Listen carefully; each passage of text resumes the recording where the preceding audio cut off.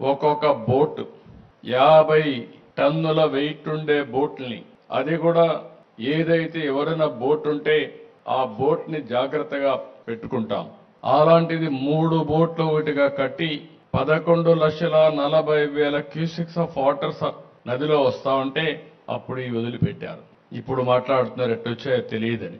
ఈ 4 వచ్చి counter weight అని కాలంకు మధ్య సపోర్టింగ్ కడతాం. అది కూడా 15 టన్నుల వెయిట్ ఉండే కౌంటర్ వెయిట్ నుంచి గుద్దాయి. ఆ హైట్కి వచ్చి గుద్దితే ఆ కౌంటర్ వెయిట్ 2గా విరిగిపోయే పరిస్థితికి వచ్చాయి 3 కాలమ్స్ లో. అంటే మీరు ఊహించుకోవాలి, అదే గాని కాలమును గాని గుద్దుంటే ఈ రోజు ప్రకాశం బ్యారేజీ మనం చూసేవాళ్ళం కాదు. అది కొట్టుకొని పోతే లంక గ్రామాలు ఏమవుతాయి, ఈ ప్రాంతం అంతా ఏమవుతుంది? కనీసం అలాంటి బాధ్యత లేకుండా చేసి ఆ రోజు ఇదే చేశారు. బాబాయిని చంపేసి గుండెపోటుగా చిత్రీకరించిన వాళ్ళు ఇప్పుడు బోట్లు వదిలిపెట్టి మాకు తెలియదనే పరిస్థితికి వచ్చారు. కనీసం ఓనర్స్ అనే వాళ్ళు ఆ బోట్లు క్లెయిమ్ చేయలేదు, వచ్చి కొట్టాయి. 3 రోజులు మనం మన పనుల్లో ఉన్నాం.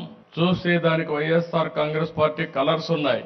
అయితే ఒక్కడు కూడా మాట్లాడకపోతే ఆ నెంబర్లు తీసుకొని వెరిఫై చేస్తే వీళ్ళంతా కూడా వైఎస్ఆర్ కాంగ్రెస్ పార్టీ ఫాలోయర్స్.